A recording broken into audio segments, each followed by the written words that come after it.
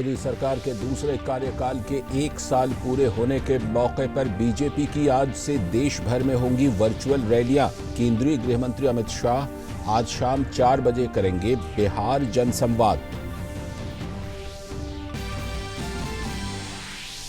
Vande Bharat mission के तहत विदेशों में फंसे भारतीयों को स्वदेश लाने की प्रक्रिया जारी। मिशन के तहत नैरोबी, कुवैत, जिबूती, फ्रैंकफर्ट, हो ची मिन्ह शहर और जेद्दाह से 910 फंसे हुए भारतीयों को लाया गया भारत। आईएनएस जलाश्व 700 भारतीयों को लेकर मालदीव से आज पहुंचा भारत। अब तक 4,286 श्रमिक ट्रेनों के जरिए 58 लाख से भी ज्यादा श्रमिक पहुंचे अपने घर। रेलवे बोर्ड ने अगले हफ्ते भर में सभी श्रमिकों को उनके घर पहुंचाने की जताई उम्मीद। कोविड-19 के 1,20,406 सक्रिय मामले, 1,19,292 मरीज स्वस्थ होकर लौटे घर, 6,929 लोगों की कोरोना से मौत। और दुनिया भर में कोविड-19 से 68,89,000 से भी अधिक लोग संक्रमित, 3,99,000 से भी ज्यादा लोगों की हुई मौत। 19 लाख से ज्यादा संक्रमितों के साथ अमेरिका सबसे ज्यादा प्रभावित, 6 लाख से ज्यादा संक्रमितों के साथ ब्राजील दूसरे स्थान पर। नमस्कार, हिंदी समाचारों के इस बुलेटिन में आप सभी का स्वागत है। आप देख रहे हैं डीटी न्यूज। मैं हुलाल चंद्र सिंह। देखते हैं खबरों को विस्तार से।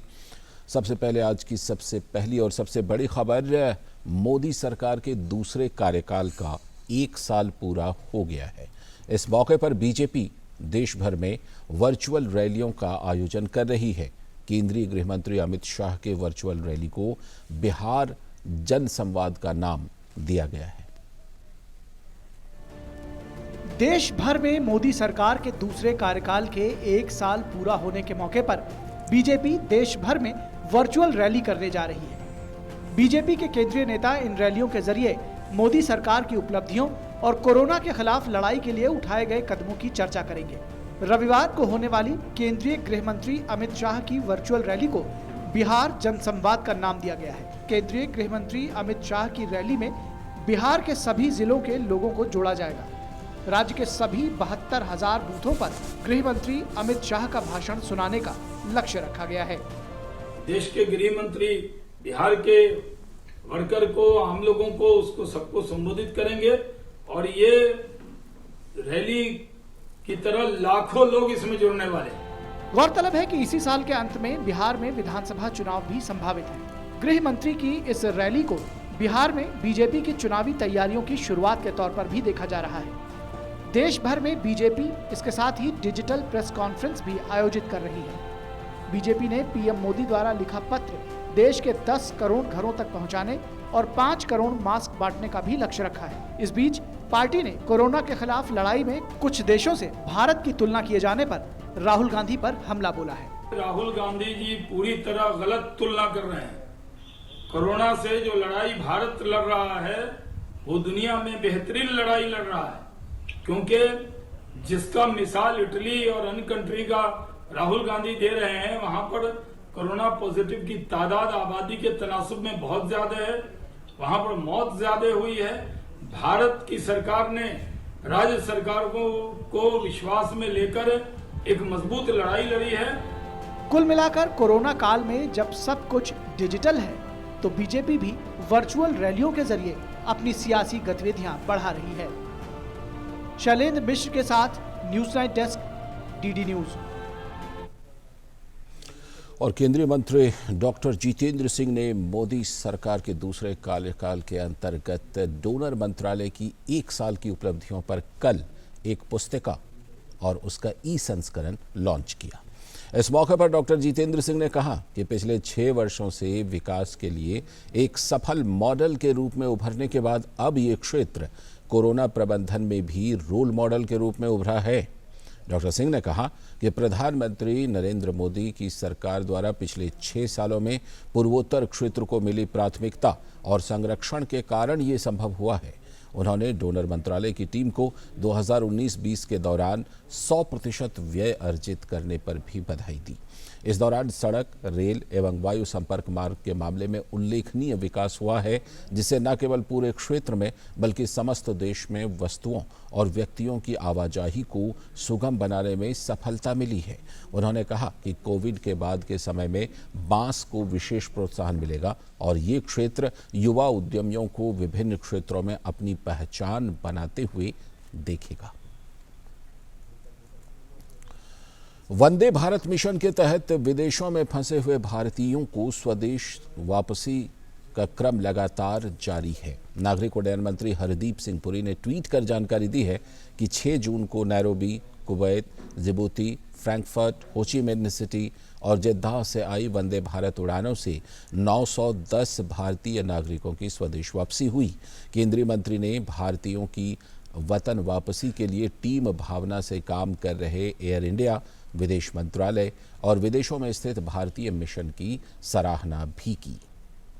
और वंदे भारत मिशन के तहत कुवैत में फंसे 90 भारतीय नागरिक कल शाम बिहार के गया पहुंच गए। इनमें से 89 यात्री बिहार से हैं, जबकि 1 झारखंड से। इसके साथ ही एयर इंडिया एक्सप्रेस उड़ान से कल शाम 100 से भी अधिक यात्री कुवैत से त्रिची पहुंचे। इनमें 13 रामनाथपुरम तथा 10 त्रिची जिले के हैं। यात्रियों की जांच के लिए नमूना लेने के बाद उन्हें विशेष बसों से उनके घरों के लिए रवाना कर दिया गया। और उधर आईएनएस जलाश्व के 700 प्रवासी भारतीयों को लेकर आज तूतीकोरिन बंदरगाह पहुंच गया है। इसी के साथ आईएनएस जलाश्व अकेले मालदीव और श्रीलंका से करीब 2700 भारतीयों को अब तक स्वदेश ला चुका है। 700 भारतीयों के साथ ये जलपोत मालदीव की राजधानी माले से शुक्रवार को भारत के लिए रवाना हुआ था। भारतीय सेना का ये जहाज समुद्र सेतु अभियान के अंतर्गत 4 जून को तीसरे फेरे में माले पहुंचा था। वंदे भारत मिशन के अंतर्गत नौसेना विदेशों में फंसे हुए भारतीय नागरिकों को वापस ला रही है। और इस वक्त हमारे संवाददाता सुधीर यादव हमारे साथ जुड़ चुके हैं इस खबर पर और ज़्यादा जानकारी के साथ। सुधीर, वंदे भारत मिशन, समुद्र सेतु अभियान, ये तमाम जो अभियान हैं, इसके तहत लगातार जो विदेशों में फंसे हुए भारतीय हैं उनको वापस लाने का काम किया जा रहा है सरकार के द्वारा। जाहिर सी बात है कि जो लोग वापस आ रहे हैं वो बिल्कुल शुक्रगुजार हैं और काफ़ी खुश नज़र आते हैं। इसी क्रम में जो सरकार का अभियान है वो आगे के लिए और क्या है, और क्या कुछ ये डेटा मिल पाया है कि आगे सरकार की योजना में और कितने लोगों को वंदे भारत मिशन या फिर समुद्र सेतु अभियान के तहत लाने की योजना है? लालचंद, अभी की बात करें अगर हम ऑपरेशन समुद्र सेतु की, तो तूतीकोरिन में आईएनएस जलाश्व प्रवेश कर रहा है। करीब 700 भारतीय हैं। अब यहाँ जो प्रोसीजर है उसको फॉलो करते हुए ये लोग बाहर निकलेंगे, फिर इनको स्टेट अथॉरिटीज को हैंडओवर कर दिया जाएगा। यहाँ एक खास बात और लालचंद मैं बताना चाहूंगा कि शिप पर रहते हुए, आईएनएस जलाश्व पर रहते यात्रा के दौरान भी कड़े मानकों का पालन किया गया है। पूरी तरह से निगरानी में रखा गया है, सोशल डिस्टेंसिंग का पालन किया गया है, जिससे लोग जो है सुरक्षित रहे, उनके मन में कहीं भय का वातावरण ना रहे। और ये तीसरी मालदीव से थी। अब जो तीसरा चरण था जिसमें 700 भारतीय वापस आ रहे हैं। और अभी की हम बात करें, जिस तरीके से सरकार ये कह रही कि अगर जरूरत पड़ेगी, सरकार ने कई जगह रजिस्ट्रेशन के लिए जो प्रक्रिया है वो शुरू की है और इस तरह की प्रक्रिया चल रही है कि अगर जरूरत पड़ती है तो दोबारा इस चीज को आगे भी किया जा सकता है। लालचंद जी, सुधीर, जो जिस तरह से आपने कहा कि तमाम तरह की जो नियम है उसका पालन किया जा रहा है प्रशासन के द्वारा, जो लोग भी वापस आ रहे हैं उनके लिए, क्या इस मिशन के तहत ऐसी भी जब तीसरे चरण की शुरुआत हुई थी वंदे भारत मिशन की और उसके लिए बुकिंग की शुरू हुई थी, बल्कि 5 तारीख से तीसरे चरण की शुरुआत हालांकि होनी है अभी, उसके लिए भारी मांग है एयर इंडिया के टिकटों का। इसको लेकर के एयर इंडिया की तरफ से भी कोई और आगे की जानकारी दी गई है क्या? लोगों का रिस्पांस कैसा है? देखिए, अभी लालचंद अगर अभी की बात की जाए तो अभी चूंकि प्रक्रिया शुरू है तो अभी ये देखा जा रहा है कि किस तरीके का रिस्पांस है, लोगों की डिमांड है उसी के अकॉर्डिंग। जैसे कि पहले भी सरकार की तरफ से ये कहा जा चुका है कि जब भी जरूरत होगी उसी के मुताबिक जिस तरीके से लोग होंगे, जिस तरीके से लोगों की जरूरतें होंगी, उसी की ज़रूरतों को ध्यान में रखते हुए जो एक टेलर मेड प्लान है वो तैयार किया जाएगा। उसी के तहत उड़ानें रहेंगी, या उसी के तहत जो नेवी का जो वापस लाने का ऑपरेशन समुद्र सेतु है उसका भी वही तरीका रहेगा। लेकिन किस तरीके से लोग रहते हैं, किस तरीके से रिस्पॉन्स आता है, उसके बाद से जो जरूरी जो चीजें होंगी उनको बनाया जाएगा। जी चलिए, बहुत बहुत शुक्रिया सुधीर जुड़ने के लिए और जानकारी देने के लिए। आप खबर पर नज़र रखिएगा, हम आपसे आगे भी लगातार जानकारी लेते रहेंगे। और एक तरफ जहां वंदे भारत मिशन से और समुद्र सेतु अभियान से विदेशों में फंसे हुए भारतीयों को स्वदेश वापस लाने का काम चल रहा है, तो वहीं श्रमिकों को उनके गांव और शहर तक पहुंचाने का भी सरकार का प्रयास लगातार जारी है। अब तक रेलवे ने 4,286 रेलगाड़ियों के जरिए 58 लाख से भी अधिक श्रमिकों को उनके गंतव्य तक पहुंचाया है। देश के विभिन्न हिस्सों में फंसे श्रमिकों को उनके गृह राज्यों तक पहुंचाने के लिए भारतीय रेल के भगीरथ प्रयास जारी है। रेलवे ने अब तक 58 लाख से ज्यादा श्रमिकों को उनके गंतव्य तक पहुंचाया। इसके लिए रेलवे बोर्ड ने अब तक 4,286 रेलगाड़ियां चलाकर मुसाफिरों को राहत का पैगाम दिया। हमने 3 जून को जो राज्य सरकारों के मुख्य सचिव हैं उनसे हमने अनुरोध किया था कि वो अपनी रिक्वायरमेंट बता दें। जो हमको 3 जून को रिक्वायरमेंट दी गई थी वो 171 ट्रेनों की दी गई, जिसमें सबसे ज़्यादा केरला की रिक्वायरमेंट है करीब 66 ट्रेन की, फिर तमिलनाडु की रिक्वायरमेंट है 26 ट्रेन की, और बाकी कुछ राज्य सरकारों की कुछ 5 या 10 ट्रेनों की रिक्वायरमेंट है। अभी तक कुल 4,286 ट्रेनें चलाई जा चुकी हैं और 58 लाख से ज़्यादा श्रमिक भाई बहन अपने गंतव्य स्थान पर पहुंचाए जा चुके हैं। रेलवे बोर्ड के चेयरमैन विनोद कुमार यादव ने बताया कि देश भर में फंसे श्रमिकों की संख्या को देखते हुए लॉकडाउन के दौरान रेलवे ने लगभग 250 ट्रेन प्रतिदिन के हिसाब से चलाए, लेकिन अब 3-4 दिनों से श्रमिक स्पेशल ट्रेनों की संख्या में कमी आ रही है। उनका कहना है कि आने वाले 10 दिनों में राज्य सरकारों की मांग को पूरा कर दिया जाएगा और जिस राज्य से भी डिमांड आएगी भारतीय रेल 24 घंटे में पूरा करने की कोशिश करेगी। रेलवे ने कहा है कि उम्मीद है कि अगले हफ्ते भर में सभी श्रमिकों को उनके घरों में पहुंचा दिया जाएगा। भारतीय रेल ने राज्य सरकारों से ये अनुरोध किया है कि वो जैसे ही अपनी रिक्वायरमेंट देंगे भारतीय रेल 24 घंटे के अंदर वो ट्रेन चला देगी और श्रमिक भाई बहन को उनके गंतव्य स्थान तक पहुंचाएगी। इस समय जो रिक्वायरमेंट जैसे कि बहुत कम होने लगी है, हमें पूरी उम्मीद है कि आने वाले हफ्ते 10 दिनों में सारे श्रमिक भाई बहन अपने अपने गंतव्य स्थानों पे पहुंच जाएंगे। वहीं रेलवे कोविड के खिलाफ जंग में भी अहम योगदान दे रहा है। अब तक 5,000 स्लीपर कोच को कोविड कोच में बदला गया है, जिसमें 80,000 से ज्यादा बेड हैं। हमने कुछ अपने स्लीपर कोचेज को कोविड केयर सेंटर में परिवर्तित किया। करीब 5,000 से ज़्यादा कोचेज को हमने कोविड केयर सेंटर में कन्वर्ट किया है, जिसमें 80,000 से ज़्यादा बेड्स अवेलेबल हैं। और इसका मुख्य उद्देश्य ये है कि कभी दूर दराज के क्षेत्र में अगर कहीं ज़रूरत पड़े और हॉस्पिटल बेड्स की कमी हो तो हम जो स्टेट गवर्नमेंट के एफर्ट्स हैं उसको हम सप्लीमेंट कर सकें।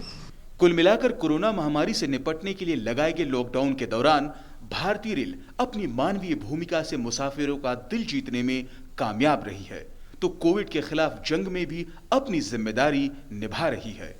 दिल्ली से कैमरामैन सुमित के साथ राजेश राज की रिपोर्ट, डीडी न्यूज के लिए। और कोविड के ताज़ा आंकड़ों पर अगर नज़र डालें तो देश में कोरोना के सक्रिय मामले 1,20,406 हो गए हैं। वहीं 1,19,292 लोग कोविड-19 को हराकर ठीक हो चुके हैं। कोरोना के कारण 6,929 लोगों की मौत हुई है। इस बीच उत्तर प्रदेश सरकार ने राज्य में कल खुलने जा रहे धार्मिक स्थलों, शॉपिंग मॉल, होटलों और रेस्तरां के लिए दिशा निर्देश जारी किए हैं। दिशा निर्देशों के अनुसार धार्मिक स्थलों में एक समय में 5 से ज़्यादा लोगों के प्रवेश की अनुमति नहीं होगी। सभी धार्मिक स्थलों के गेट पर सैनिटाइजर रखना ज़रूरी होगा और सिर्फ बिना कोविड-19 के लक्षणों वाले लोगों को ही प्रवेश दिया जाएगा। इसके साथ ही हर किसी के लिए मास्क पहनना भी ज़रूरी होगा। मूर्तियों को छूना प्रतिबंधित रहेगा और चढ़ावे को प्रसाद के रूप में वितरित नहीं किया जाएगा। इसके साथ ही सामूहिक गान के स्थान पर रिकॉर्डेड भजनों का इस्तेमाल होगा। इसके अलावा शॉपिंग मॉल और रेस्टोरेंट के लिए भी दिशा निर्देश जारी किए गए हैं। मॉल में एस्केलेटर का इस्तेमाल करने के लिए एक सीढ़ी की दूरी बनाकर रखनी होगी और होटलों तथा रेस्टोरेंट में ऐसे कार्यक्रम नहीं आयोजित किए जा सकेंगे जिसमें भीड़ जुटे। फूड कोर्ट या रेस्टोरेंट में बैठने की जगह का केवल 50% ही इस्तेमाल होगा। सभी स्थानों पर सीसीटीवी चालू हालात में होने चाहिए और हर संस्थान को थर्मल स्कैनिंग और सैनिटाइजर रखना जरूरी होगा। और अब बारी है एक अच्छी खबर की। CSIR और पुणे स्थित राष्ट्रीय रासायनिक प्रयोगशाला ने मिलकर कोरोना रोगियों के गले से नमूने एकत्र करने के लिए एक स्वदेशी नेसोफेरेंजियल स्वाब विकसित किया है। CSIR ने अप्रैल के मध्य में ही NCL से घरेलू तकनीक से बने NP स्वाब उपलब्ध कराने को कहा था। पूरी तरह से स्वदेशी इस मेडिकल उपकरण से अब कोरोना मरीजों की कम लागत में ही सही जांच हो सकेगी। नेसोफेरेंजियल स्वाब एक महत्वपूर्ण चिकित्सा उपकरण है जिसकी मदद से रोगियों के नाक और गले से जांच के लिए नमूने इकट्ठे किए जाते हैं। झांसी पुलिस द्वारा कोविड-19 संक्रमण की रोकथाम के बारे में जागरूकता फैलाने वाला एक वीडियो सोशल मीडिया पर वायरल हो रहा है। वीडियो की शुरुआत अभिनेता सोनू सूद के संदेश से होती है जिसमें वो देश के प्रत्येक व्यक्ति को कोरोना वॉरियर कह रहे हैं। इस वीडियो में कोरोना वायरस संक्रमण को रोकने के लिए रोजमर्रा की आदतों से जुड़ी चीज़ों को बहुत ही रोचक तरीके से दिखाया गया है। वीडियो में एक पुलिसकर्मी के माध्यम से गलत और सही आदत की तुलना की गई है। झांसी पुलिस के एडिशनल SP राहुल श्रीवास्तव ने इस वीडियो को तैयार करने में नैरेटर की भूमिका निभाई है। अभिनेता सोनू सूद ने झांसी पुलिस के इस जागरूकता वीडियो की प्रशंसा की है। पुलिस और झांसी की पुलिस के दिए हुए इस मैसेज को ध्यान से सुनिए। इस मैसेज पर अमल करने से आप अपने परिवार वालों को सुरक्षित रख सकते हैं और कोरोना की इस जंग में जरूर जीत सकते हैं। No.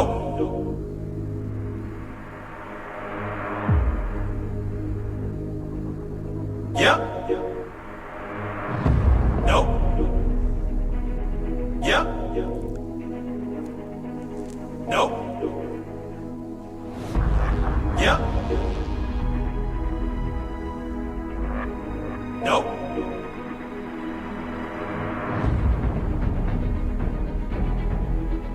Yeah.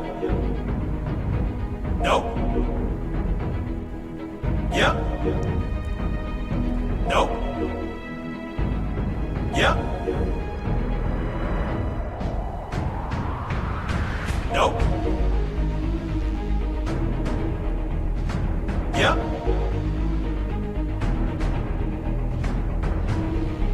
No. Yeah. No.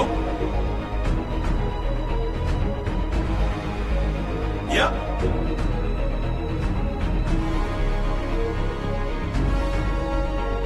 No.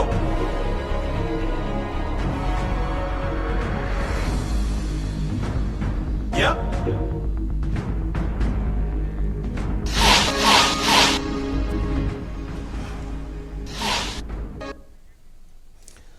तो ये संदेश देता हुआ वीडियो जो सोशल मीडिया पर वायरल हो रहा है।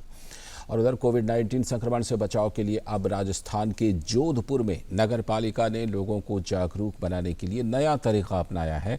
शहर की दीवारों को कोविड-19 संक्रमण से बचाव की पेंटिंग बनाई जा रही है। इन पेंटिंग्स में बीमारी से बचने के उपाय सहित तमाम जानकारियों को साझा किया गया है। जोधपुर के जिलाधिकारी का कहना है कि लोगों के बीच कोविड-19 के प्रति जागरूकता फैलाने के लिए उन्होंने इस तरीके को अपनाया है। कोविड-19 में सभी को मालूम है कि बचाव ही उपचार है और यही संदेश लगातार हम देने की कोशिश कर रहे हैं कि बचाव के मुख्य पहलू सोशल डिस्टेंसिंग, मास्क लगाना और हाथ सैनिटाइज रखना, ये उपाय ये सभी जगह प्रसारित हों, इसके लिए पहले प्लेज भी दिलाई गई, डिजिटल प्लेज। और अब हॉस्पिटल्स में, जो मुख्य हॉस्पिटल्स हैं, वहाँ पर पेंटिंग के द्वारा ये संदेश दिया जा रहा है। और दुनिया भर में कोरोना के मामले इस बीच लगातार बढ़ते जा रहे हैं। अभी तक विश्व भर में कोरोना से 68,89,000 से भी अधिक लोग संक्रमित हो चुके हैं। इनमें से 3,99,000 के आसपास लोगों की इस बीमारी से मौत हो चुकी है। इससे सबसे अधिक प्रभावित देश अमेरिका में कोविड-19 के मामलों में लगातार बढ़ोतरी हो रही है। कोरोना संक्रमण के मामले में अमेरिका दुनिया भर में शीर्ष स्थान पर बना हुआ है। यहां पर अब तक 19,19,430 लोग कोरोना से संक्रमित हो चुके हैं। वहीं मरने वालों का आंकड़ा 1,09,000 तक पहुंच चुका है। अमेरिका में सबसे अधिक प्रभावित न्यूयॉर्क में लगातार दूसरे दिन हालांकि सबसे कम मौतें हुई। शुक्रवार को 35 लोगों की मौत कोरोना के कारण हुई है। इससे पहले गुरुवार को न्यूयॉर्क में 42 लोगों की मौत हुई थी। इन सब के बीच न्यूयॉर्क शहर को 8 जून से चरणबद्ध तरीके से फिर से खोला जाएगा। इससे लगभग 40 लाख कर्मचारी काम पर लौट आएंगे। पहले चरण में निर्माण, विनिर्माण और थोक आपूर्ति श्रृंखला शुरू की जाएगी। अमेरिका के बाद ब्राजील में कोरोना के सबसे अधिक मामले देखने को मिले हैं। ब्राजील में अब तक 6,45,771 मामले सामने आ चुके हैं। वहीं इस वायरस के कारण अब तक देश में 35,000 लोगों की मौत हो चुकी है। उधर ब्रिटेन में बीते 24 घंटे में 204 लोगों की मौत हुई है। इसके साथ ही ब्रिटेन में मरने वालों की संख्या 40,548 हो गई है। इसके अलावा बीते 24 घंटों में 1,557 नए मरीज भी सामने आए हैं। ब्रिटेन में आधिकारिक आंकड़ों के मुताबिक अब तक 2,86,294 लोग कोरोना से संक्रमित हो चुके हैं। ब्रिटेन के स्वास्थ्य सचिव ने देश में कोरोना की जानकारी देते हुए बताया कि 15 जून से अस्पतालों में आने वाले मरीज, डॉक्टर और स्टाफ के साथ आने वाले सभी व्यक्तियों को फेस मास्क पहनना अनिवार्य होगा। ये सभी नियम सार्वजनिक परिवहन का उपयोग करने वाले लोगों पर भी लागू होंगे। राजस्थान के बाड़मेर जिले में इन दिनों टिड्डियों का प्रकोप बढ़ता ही जा रहा है। हाल ही में हुई बरसात से किसानों के चेहरों पर खुशी छाई थी। किसानों ने अपने खेतों में हल जोतकर अनाज की बुआई शुरू कर दी है। पिछले 4 दिनों से हो रही बुआई के बाद अब बाजरे की फसल उगनी शुरू हुई है, लेकिन बड़े टिड्डी दल ने उगती फसलों को नष्ट करना शुरू कर दिया है। टिड्डी दलों के आने का सिलसिला खत्म ही नहीं हो रहा है। बाड़मेर जिले के अधिकांश गांवों में टिड्डियों का हमला देखने को मिला है। किसानों को पशुओं के चारे और फसलों के नुकसान की चिंता सता रही है। हुई तो सभी किसानों के चेहरे खुशी लग रही थी, लेकिन आज जैसे हमने खेत की बुआई की उससे पहले अभी आधा घंटा पहले भी टिड्डी दल का यहाँ बलदेव नगर के बाड़मेर आगोर क्षेत्र में अभी हमला हो गया है। तो अब हमको चिंता सता रही है कि कब फसल बोए या नहीं बोए। इसके लिए खुशी तो बहुत है वर्षों बारिश की, परंतु एक तो ये बात है कि पहले तो कोरोना से गिरे हुए है, अभी तो ये आधा घंटा से पहले टिड्डी आ गई। अभी हम फसल बो रही है और 2-4 दिन में ये फसल बाजरा उगेगी, उसके बाद में टिड्डी बैठेगी तो हमारे को पूरे नुकसान करेगी और ब्याज से पैसे लेके आए। सियाड़ा की फसल भी नुकसान हो गया, बराड़ू भी बहुत नुकसान है, करोड़ों बर्बाद कर दिया है। बरसात ठाव की है, ये भाव हम बाजरी मूंग मोट उगनो भरोसो है, उगे भगवान मारे करे। टिड्डी तो महीने 3 को आवे है, हमें कई ठा उगन देगा ले जाए ठाव कौन पड़े कहीं। हाँ परेशान तेल का कोरोना में मूड है। हाँ मैं ये मरा नहीं तो बाव तो खाओ की। आज विश्व खाद्य सुरक्षा दिवस है। दुनिया के हर व्यक्ति को भोजन मिले, कोई भूखा ना रहे। इसी मकसद को पूरा करने के लिए उठाए जा रहे प्रयासों को और बल देने के लिए हर साल 7 जून को विश्व खाद्य सुरक्षा दिवस मनाया जाता है। पिछले ही साल यानी 2019 में शुरू हुए इस खाद्य दिवस की प्रासंगिकता मौजूदा वक्त में और बढ़ गई है, क्योंकि दुनिया की एक बड़ी आबादी इस वक्त कोरोना संकट से प्रभावित है और संकट के इस दौर में बहुत सारे लोग 2 वक्त की रोटी के लिए भी जद्दोजहद कर रहे हैं।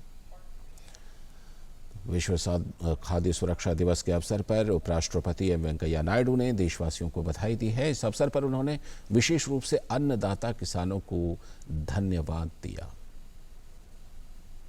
उन्होंने लिखा, विश्व खाद्य सुरक्षा दिवस के अवसर पर हमारी थाली में भोजन देने वाले अन्नदाता किसानों को नमन। स्वस्थ रहने के लिए आवश्यक है कि हमारा भोजन शुद्ध हो, बिना मिलावट का हो, पौष्टिक हो।